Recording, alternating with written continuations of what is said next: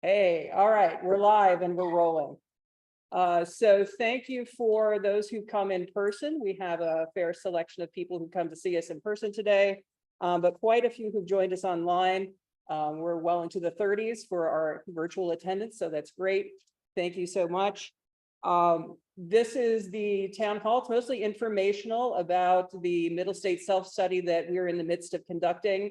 We're coming to the end of our first real investigative year. And so it's time to give the community some of our findings and recommendations today. For those who don't know me, I'm Jo Stokes. My home department is the social sciences. I have been the interim dean for arts, humanities, and social sciences this past year. And I'm thrilled to have everybody here. And also sitting at the podium here are several of our co-chairs for the working groups who've been working diligently over the last several months.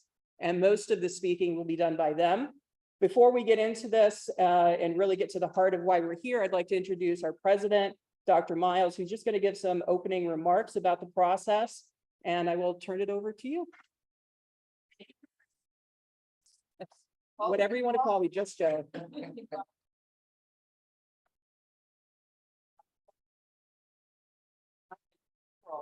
Is going through this very significant process for our college, one that institutions go through on a various cycles. And I just want to take a moment to recognize and thank everyone who participated, our co-chairs, Professor Stokes, along with Chad Thompson, and all of the people who have volunteered to co-chair the various committees and subgroups that are responsible for the Middle State standards. I know it's very in-depth work, your analysis of documents that you're taking over. It is a monumental undertaking, but it does help us to revisit some of the fundamental tenets of who we are of higher learning, beginning with our goals, and then looking for the reasons that we're here for students. So, first, granted process, okay, that's the way you're done it. But it focuses on how we do the work, how we document what we're doing, how we produce evidence, what are the results of what we're committing to. And I think that the timing is also good with regard to completing this process. We made a commitment to put our strategic plan as we go to your which I think will guide what we do during the strategic plan. These are some challenging times for our and I do hope that we can look at the difference that we gather to help shape that course and that course. This is a time where nationally individuals are questioning the value of higher education. We're seeing some of that reflected in our enrollment results, which then impacts our resources. And we need to be able to tell the story about the evidence that we have for the learning process, the learning outcomes, the student experience that we're offering. Just a few moments ago, I was speaking with my Catholic colleagues about what it means to have presence on campus physically, what that means for our students, what it means for each other.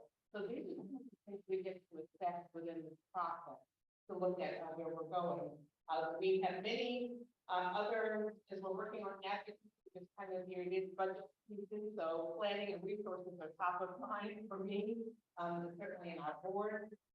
We must figure out how we're going to make adjustments. We've had 10 years of really flat tuition as part of our mission, but it's also a question of government. When you look at the role that SUNY plays, the role that the county plays, the role that the state plays, and the role that our own board of trustees plays, it's tied right into the governance portion of that standard of looking at that. And how do we have those conversations? Do we have the right structures, the right communication? And this is looking at the increase in part-time students, how that's impacting our enrollment. Helps us to think about, again, what the stories are in the market, and continue in our strategic marketing and the and how do we manage the impact of changes going on around the high inflation and the loss of our federal relief dollars and so forth. So we have a lot of heavy lifting to do. And then again, the strategic planning process will help us to look at sufficiency of resources and really the efficacy of what we're doing doing with regard to the promise that we made regarding education and training. So I'm excited, continue to be excited to be on this journey with each of you. And when I look at both the roster, the co-chairs, and I know the engagement that we had, it is hard to make me realize that we can walk this path together when we face that. Something.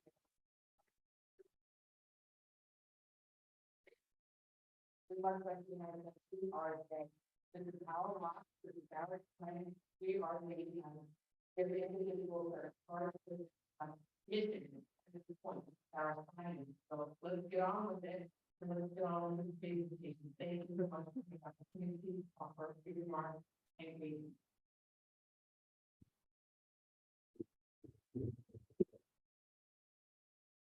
Thank you, Dr. Miles. That was inspiring.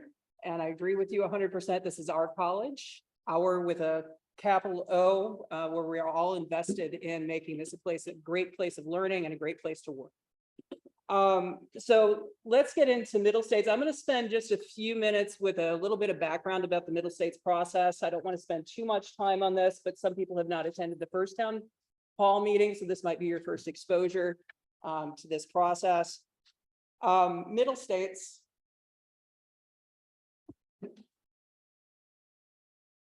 Which we use as a shorthand for the Middle States Commission on Higher Education, is our regional accrediting body. WCC has been a member of this regional accrediting body since 1970. One of the first community colleges to join once it was allowed to do so. We have compatriots of over 500 other institutions that go through similar self-evaluations in order to maintain our regional accreditation status. Next. The why are we doing the self-study? In one part, we're kind of required. So if we want to maintain our accreditation with those other 500 other institutions, we do need to engage in a thorough self-evaluation process on a regular schedule. It does require that we do an in-depth self-analysis, comprehensive, reflective, and something that is tailored to our institution. We're not doing this in the same way that a Research One institution may be doing a self-evaluation, but yet we're still being asked to address the same types of questions as relevant to our mission. The self-study also requires that we provide evidence of anything that we say. So a lot of the work that the working groups have been doing has been not just compiling recommendations, but looking at the evidence that supports why we're making those recommendations, and also to recognize what we are doing well. So today might seem like a lot of recommendations when it comes to the working chairs, like these are things we should address or fix, but that's because we simply do not have time in the 50 minutes that we have left to talk about all of the good stuff we're doing that is also in the report. So I'm going to sprinkle a little bit of sugar in on each of these standards, some of the good stuff we're doing, that will be followed up by the spice, which is the recommendations that come from the work.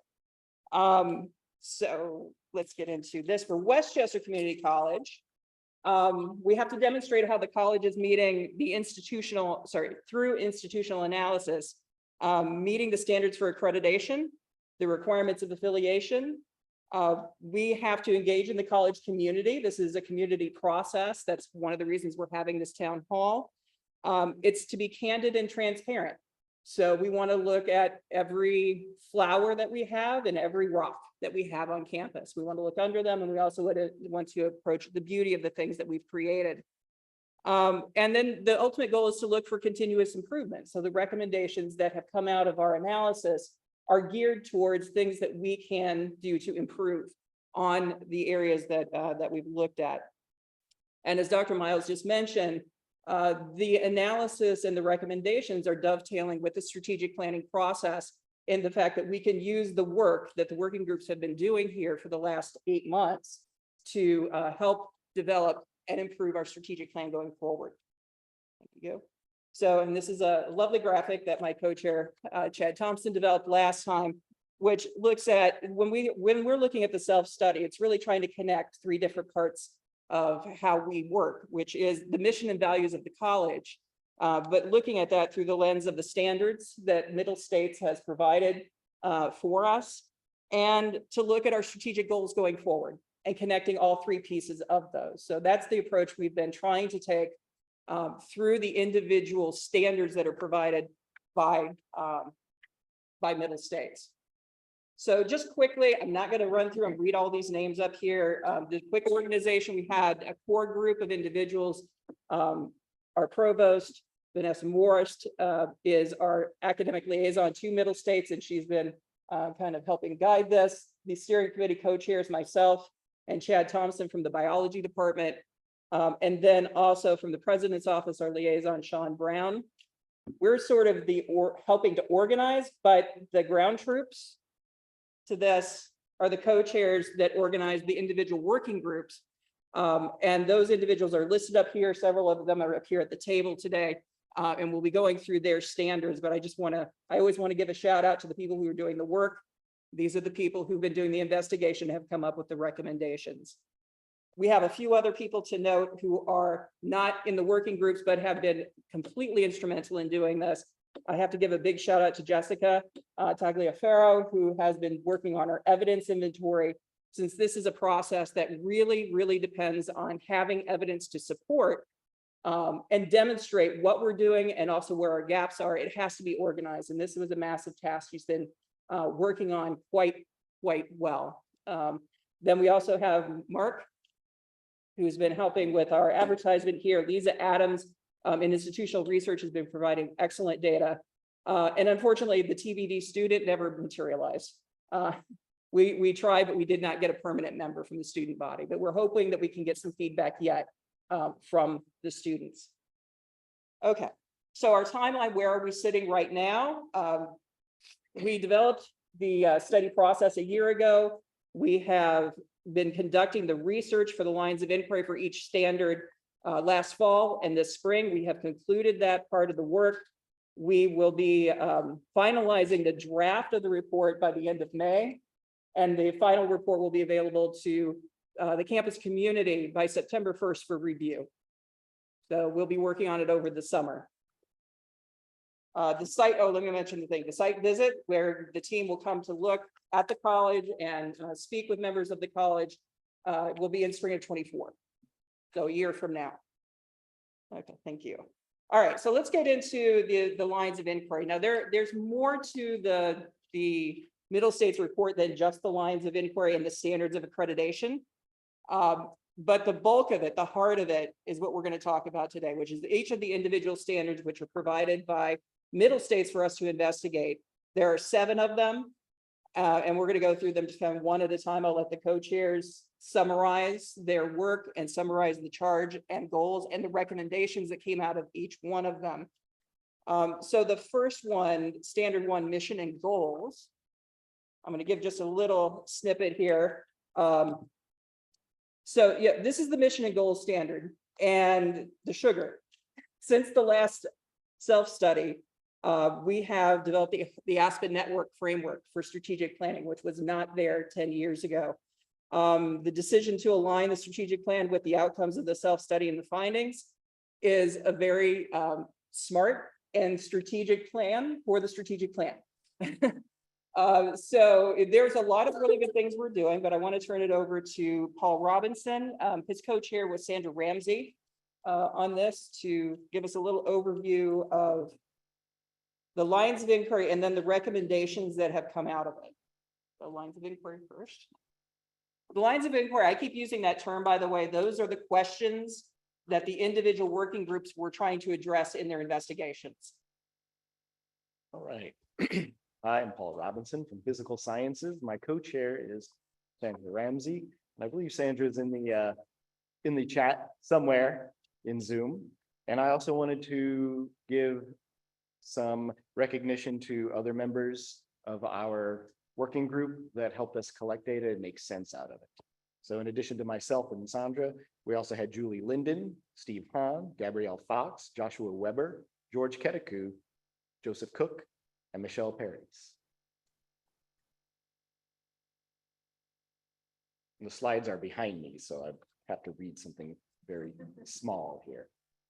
All right, so I'm not going to go over all of the lines of inquiry that we developed. They're on the slide that you can that you can read. But just to summarize, our working group needed to look at the mission statement of the college and how that aligned with the stated goals of the college, particularly on our strategic plan. And we wanted to know several things. We wanted to know how well does the campus community understand the mission and goals of the college? How familiar with those goals is the campus community? And we conducted a survey last semester on that. And we have a brand new follow-up survey that you probably just got this afternoon. So all of you here, I expect you to take it. And to the viewers back home, you will have an opportunity to do our survey, which will help us in finalizing our chapter. So in addition to assessing the familiarity of the campus community with the mission and goals, we also wanted to find out what processes are in place to update our strategic plan, to assess our progress on the strategic plan, and to continually ask ourselves, are the goals that we are setting for ourselves achievable and relevant? Are the goals that we are setting up for ourselves reasonable in terms of the resources that we're able to allocate towards them, and are we actually doing that? And so that's a summary of what we're asking in our lines of inquiry. The good news is that we have a very robust strategic plan, and it's easy to remember because the goals can be distilled into the wings, which are the wildly important and necessary goals, which can be in which we can use the acronym WCC, easy to remember. Welcome, continue, complete. And we have a lot of metrics that we look at for each of those. How many students, new full-time students and part-time students are we bringing into the college? Are we keeping them from semester to semester? And are they completing their degrees? So those are the metrics that go into that. The Aspen group that Joe mentioned earlier is the lead group that helps facilitate the strategic plan. And we have, we're impressed with this work, and we have a number of recommendations based on the results of the data collection and all the evidence that we collected.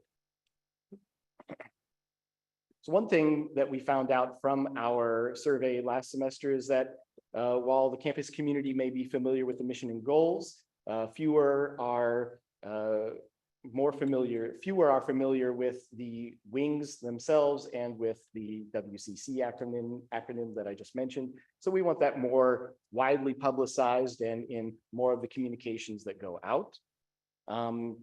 We would also like the Aspen group to reconvene and continue its work. While they have been not active during the time that we've started the self-study, we think they should reconvene and analyze the data and metrics that have happened in 2022 and 2023 so that we can not have a big gap between when they last convened and discussed their work and when we come up with our new strategic plan.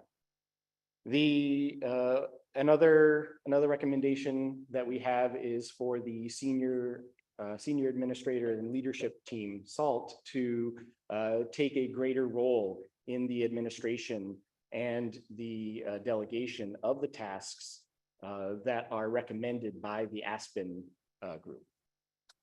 And we would also like to see program reviews, academic program reviews, and the reviews from non-academic units become more standardized across the college to include direct connections to the mission and the strategic plan for the college.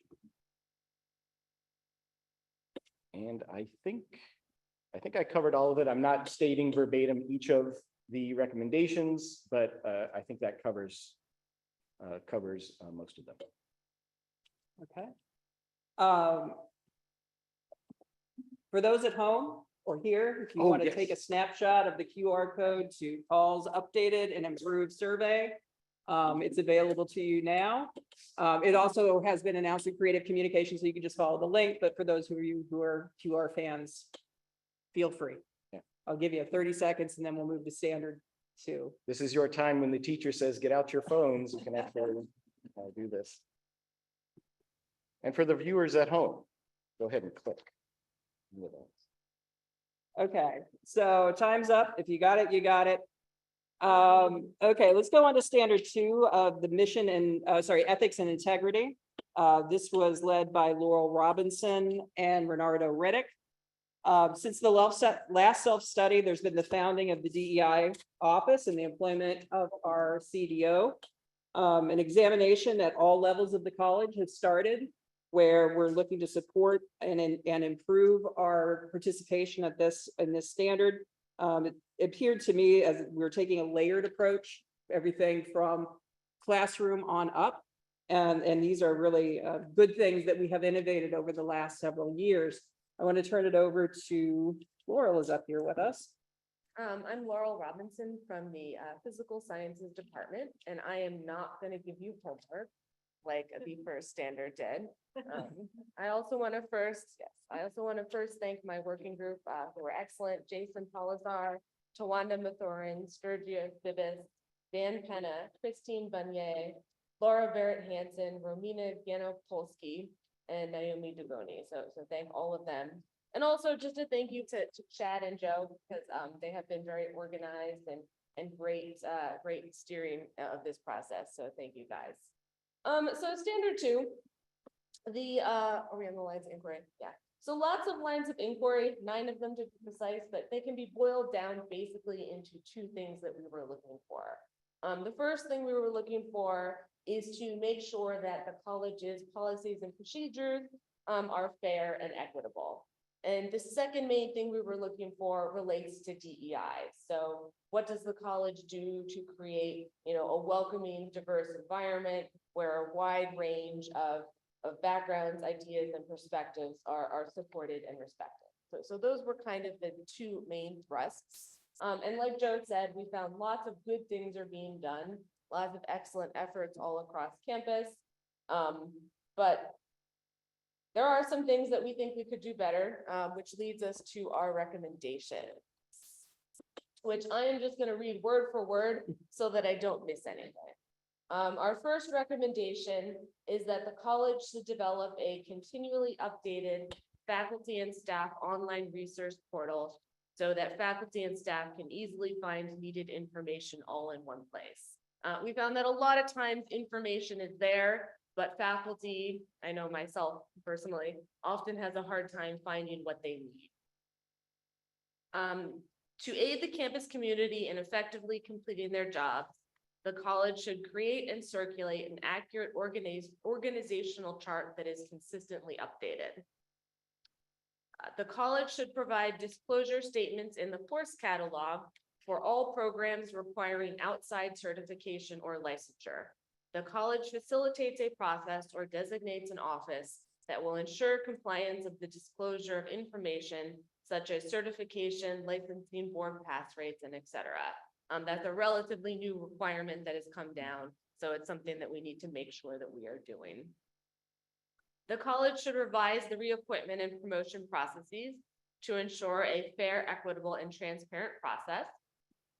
The college should conduct a full campus climate survey for faculty, staff, administrators, and students, and use the results to measure and assess strengths and weaknesses regarding diversity, equity, inclusion, shared governance, and campus resources. We found that there's lots of DEI efforts on campus, but we had a difficult time assessing the effectiveness of these programs because there's not a lot of data about that, which is where that comes from. There should be a standardized policy in which student grievances are reported, and facilitated. We found that there wasn't really a central location where we could look to make sure that things are being consistently done. It was all in various offices across campus. And lastly, there needs to be an identified central compliance officer who ensures that the college complies with all of its federal and state obligations. And that's it. Those are our recommendations. Okay, so we're moving on to standard 3, which is the design and delivery of the student experience. The co-chairs, Alana Benny and Dean Carmen Martinez Lopez. Alana is up here on the dais with us. Much like the other standards, there are excellent work in this area, and there has been definitely some changes since the last self-study. with the increase in programming with CTL, for example, for professional development. And I'm gonna let Alana kind of talk about what they investigated and the recommendations. So I am Alana Benny. I'm from the mathematics department, and I worked with Dean Carmen Martinez-Lopez. We worked with 14 key players across the college on this standard.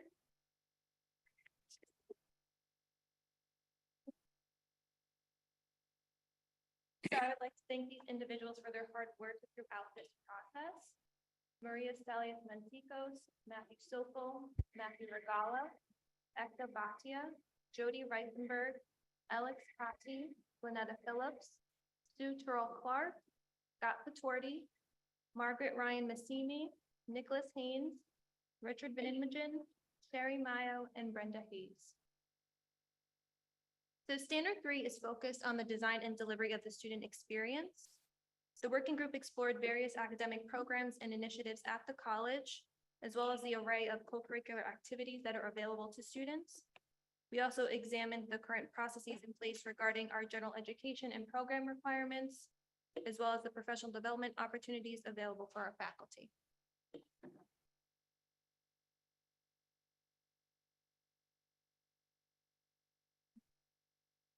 So through our investigation into our 6 lines of inquiry, the working group has made a few recommendations.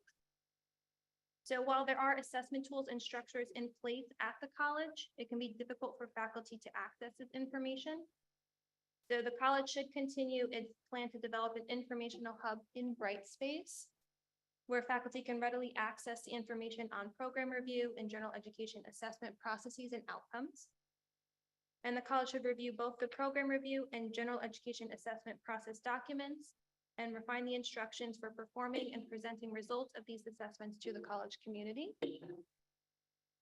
And while there are numerous professional development opportunities available through CTL, as well as other offices around the campus, participation has been limited. So therefore, we recommend a culture of continued professional development that should be fostered at the college at all levels. The college should work to better promote the CTL activities and should consider adding more live on-campus training for faculty. The Media and Instructional Technology Department should work to ensure that it's adequately staffed to meet the needs of faculty who are increasingly integrating media into their classrooms. The working group found that participants in our first-year experience and those who participate in our case managed opportunity programs showed a higher persistence or success rate than non-participants. So to that end, we recommend continued expansion of the first-year seminar and college success courses. And the college should work on its marketing and advertising of those opportunity programs, clearly differentiating between them, eligibility qualifications, and the outcomes of each. Thank you. We're moving on to standard 4, support of the student experience. One chair for this, which is my bio. We're doing a lot here because our graduation rate has significantly dropped, a lot. It's clearly shows in the investigation. And I think that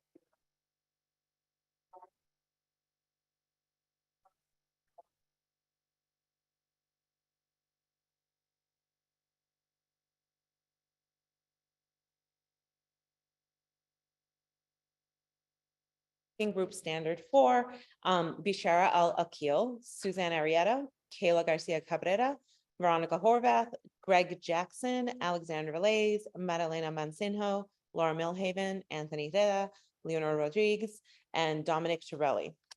Standard 4 looks to evaluate the structures, policies, and procedures of student affairs services in the enrollment management and student life functions.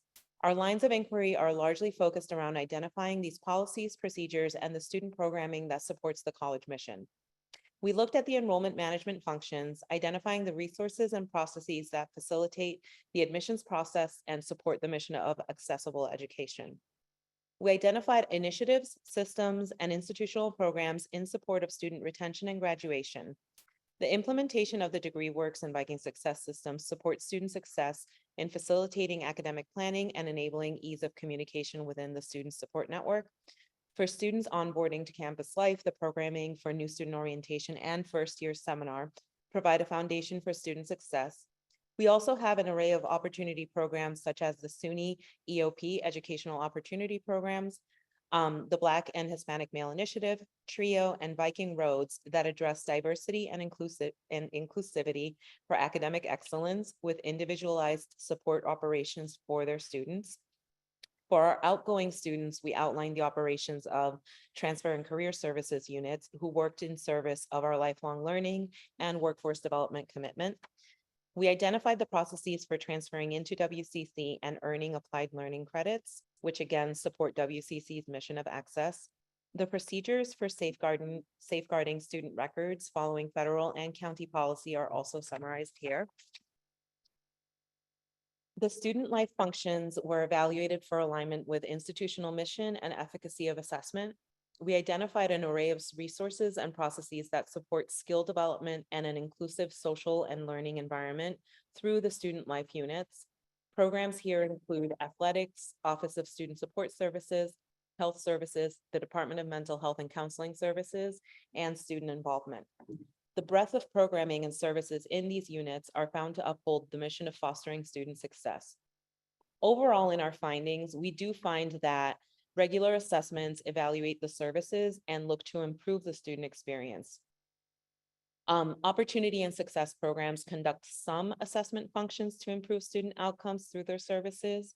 We have clear policies, however, no known assessments are necessarily available in terms of the enrollment management areas, including admission, enrollment, bursar, transfer, and financial aid.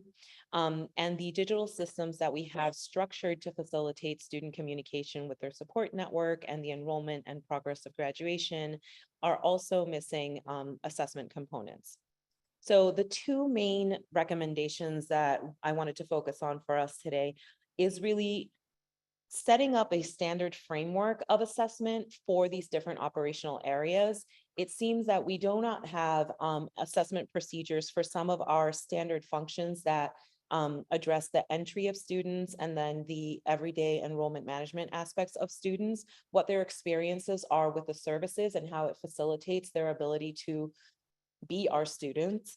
And in addition to that, in terms of the opportunity programs, which as Alana indicated, we have really great programs. We don't necessarily have a standard set of assessments to looking at how they are producing the same comparable student outcomes. And similarly for our student life areas and functions, having again some standard that allows us to see what are their effects in terms of student outcomes while still maintaining assessment requirements that are unique to their unit function. So those are the main recommendations that we had for standard 4, is really focusing on assessment that can be further utilized to improve the student experience.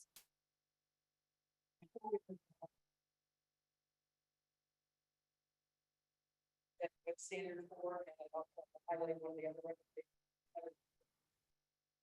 which is the attention to mental health counseling staff. And we need to improve the ratio of our counseling services professionals to our student body numbers. There's a heightened awareness about this, and I would just like to highlight that. Highlight that as one of the recommendations. Giving my teacher voice, so maybe I can. the microphone. They get here. Okay. Standard 5, which the co-chair is and extra. They're part of the educational effectiveness. There is something happening all over the college. There's no doubt that we are doing this. However, they have some really good and good recommendations for improving how we're approaching it and how we're reporting it, how we're using. Thank you, Joe. I'm Camille O'Malley. I teach in psychology, and I was very happy to lead this working group with Hector Graziano, who's here in the audience today. And I'd like to thank our working group members, Brian Cocoliccio, Tony Donofrio, Ellen Krager, Latasha Hamlet Carver, Gina Lee, Erica Marr, Jonathan Reyes, Nicole Champel. So I'm going to bring this up on my phone. I didn't print out the slides. And we'll take a look at the lines of inquiry followed by the recommendations. So this standard is on educational effectiveness and the assessment of educational effectiveness. And looking at the lines of inquiry here, we have, as you can see, as I bring it up here on my phone. First one is about provision of the student learning outcomes. We're providing them in a clear and measurable way. The second one is, are we doing continual assessment? That means year by year of outcomes at the program level and the college-wide level. The third one is about the assessment, the communication of assessment from faculty to faculty, administration to faculty, faculty to administration, about the processes and procedures. The next one there is about the evidence. Are we using the evidence from assessment results to improve our services, our programs? And the last one there is about, also, are we using assessment results to inform the budget? Is another one in line with that. And the last one there you see is about the extent to which we're evaluating our assessment practices. That's meta assessment. Are we seeking to improve the way we assess our assessment processes? We looked at a lot of documents, some 180 plus documents when we were going through evidence. And we found a lot of good, a lot of strengths, and some weaknesses. And what we're highlighting here in the recommendations are the areas of improvement, things we could make better for our college. So let me read these off. The college should develop universal departmental syllabus templates that include agreed upon information regarding institutional and program learning outcomes. We recently renamed the instructor syllabus. It used to be called the course outlines, but we have the departmental syllabus and the instructor syllabus. The thing is with these departmental syllabuses, the form itself has changed many times over the years. And in some departments, they're using old versions of the form, and some departments new versions. And then when instructors draw upon that, they have different things on their instructor syllabuses. So we need some standardization of that template. And that's the goal there. The next one, the college should create a dedicated administrative position to oversee and guide faculty in conducting student learning outcomes assessment and establish compensated faculty positions to lead annual assessment cycles. So we see this as important in ensuring continual assessment. We did have something in place in 2018 and prior. There was the Office of Academic Assessment and Institutional Effectiveness. And the administrator in that department had timelines and communicated with faculty, and they had their own repository of all the submitted reports. When that office closed, we had a VP of Academic Affairs who took on that work, but she was only here for a limited time, for about a year. And then since then, there hasn't been a dedicated administrator. We have had administrative help. There's no doubt about that on the assessment committee, but no one had a dedicated role towards assessment. So that's what we think could be valuable, ensuring that it is continual and that things are conducted in regards to the timelines. The next one here is the college should create an institutional repository of all assessment materials, including program reviews, program assessments, other student learning outcomes assessment reports, and closing the loop documents that is easily accessible by faculty and administrators. Alana touched upon that. I believe it was one of the recommendations that emerged from Standard 3 as well. So this is something we need. It's hard to track this stuff down. We were trying to find the program reports from the last 3 years, and it took a lot of time before we were able to track some down. So having that one repository would really simplify this process, where anybody could go in there and they could get anything that's been submitted, going back years. And I think that would also be useful in improving the use of assessment results to improve curricula and inform the budget. When we were looking at those lines of inquiry, it wasn't clear that there was a direct link between assessment results and curricular changes in the budget. Maybe there's something there indirectly, but it could be more explicit. And having that repository could help making those explicit connections by referring to those assessment results. The administration should develop policies and procedures to ensure that program learning outcomes assessment is continually conducted across the college. Having the dedicated administrator would certainly help with that. And the college should find ways to use technology to make data collection and analysis more efficient. This has been a complaint by faculty who conduct these program assessments and the general education assessments, not having easy to use software. I think we made improvements in that regard using Microsoft Forms, which is simple, and Excel. And there's potential with Brightspace as well that Hector Graziano is looking into. Thank you.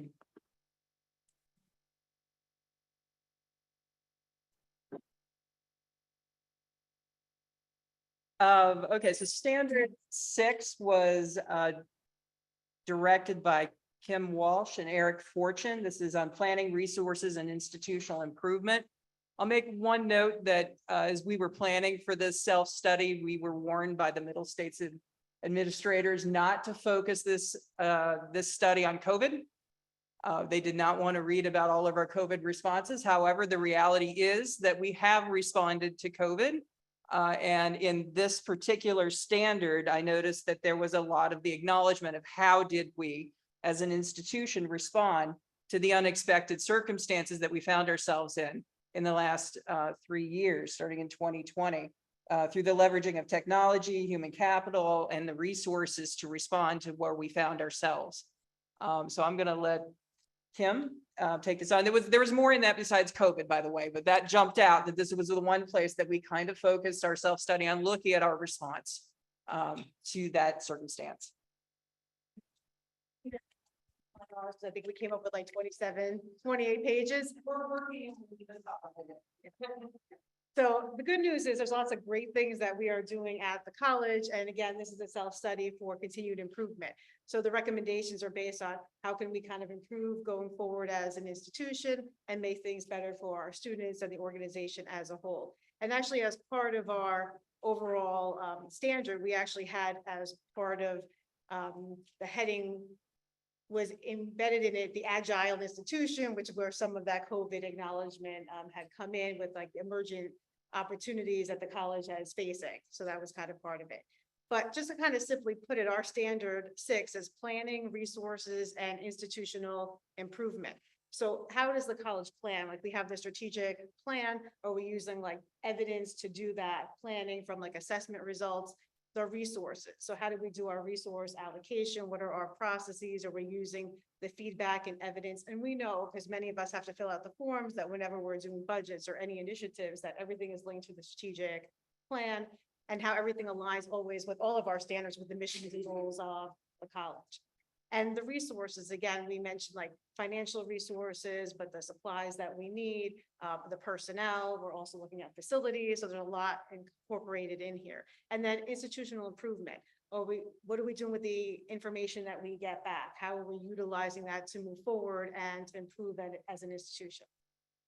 So for our recommendations, the first one was the college should clarify procedures, eliminate procedural roadblocks, and cross-train personnel to ensure that the distribution of resources are efficient, transparently aligned with the strategic planning priorities, and have minimal duplication of initiatives.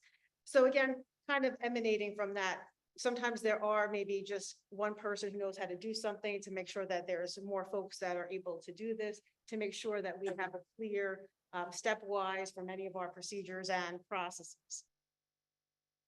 And duplication of initiatives also comes up, that this way we can collaborate in case there are people that are doing more than one thing or similar things in different areas.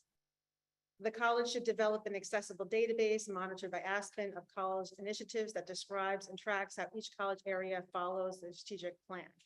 And as we mentioned, many areas are submitting, whether it's the SMART goals and different things in terms of like annual plans, but just to kind of have a centralized location and also to see that many of us are doing like similar work.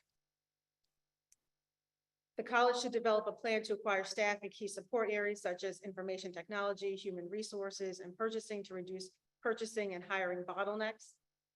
And I think some of that may be COVID related where we lost some personnel, but to try to, again, hire some more folks in key areas.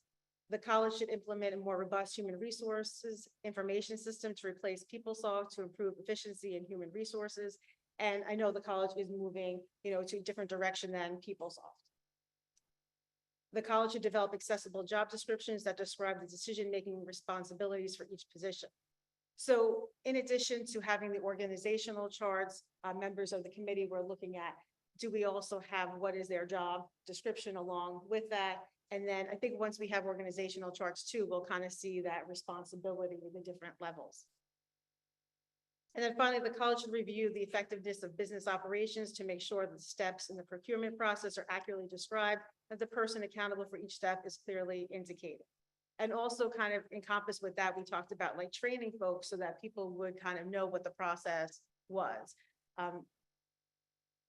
And again, I just want to thank all the folks on our committee that were doing lots of great things. Eve Lerner, Eridonna Quinn, Lisa Santelis, Phil McGrath, Robert, I apologize for messing up your last name, Skiborowski in Computer Sciences, Peter Lillo, Lisa Santillis, Stacy Larson, Tan Vertoy, of course, my co-chair, Eric Fortune.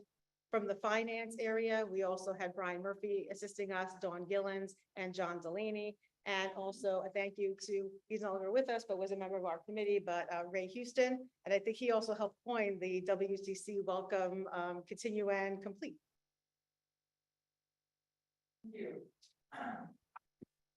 All the way down here. It's gonna be me.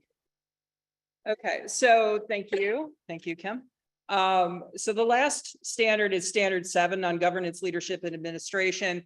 The co-chairs for this, neither one of them could be here today. It's Heather Osman and Michelle Campagna. Michelle may be available in the chat for questions later. She just could not come to campus today. So I'm just gonna do a quick overview here. The governance, leadership, and administration standard is looking at the relationships of how we're governing ourselves. This is examining the level and role of shared governance at the college as well. And looking at the role of our board of trustees, our president's office, making sure that everyone is acting in an ethical stand-up or ethical manner. I tongue-tied at 5 o'clock. Yep, 10 minutes early today. So the lines of inquiry here, I'm just going to have them listed here. You can see them in the self-study plan, which is available to you in a couple of different locations, and this recording will be available to you later. So I just want to jump to the recommendations that came from this line of inquiry. So they only had 4 that they, again, this organizational chart issue kind of has bled through various standards. It shows up again here that the college should continuously update and make accessible the college's organizational charts to reflect the current roles and the responsibilities, which kind of dovetails with standard 6's recommendation, and commit to updating the chart annually, so that we can't update it every time somebody leaves or comes, but we can at least have an annual update. The college should provide minutes from all the governance related committees, councils, and groups, and make them available. The recommendation is the college website. I would suspect that in any kind of repository that is accessible would be sufficient for this. The college should establish procedures for assessing and enhancing the organization's efficiency and effectiveness. And the college should reestablish an annual state of the college type of event for communicating administrative work to the faculty and staff. One of the things that became apparent as I was going over the draft and speaking with some of the co-chairs is that the administrators are doing a heck of a lot of work at the college, but that work isn't often translated through information to the other parts of the college, the staff and faculty. So it's a call for establishing a way to communicate more effectively the work of all members of the community to each other. So that's the overview of the standards. We will have a time for questions and answers in just a minute.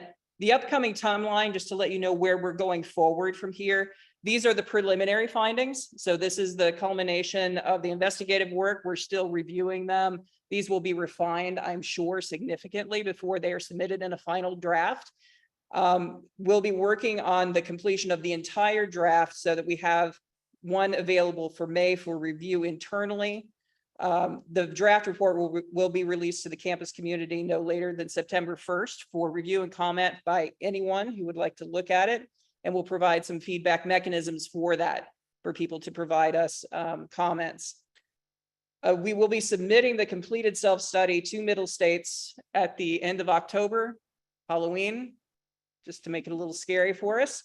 The preliminary site visit we will have in November, and then we have the actual site visit with the team to come for several days in March of 2024. So it seems like it's a long way off, a year from now, to have this process completed, but we still have a lot of work in front of us to do. So, oh, there we go. So we can stop the recording at this point.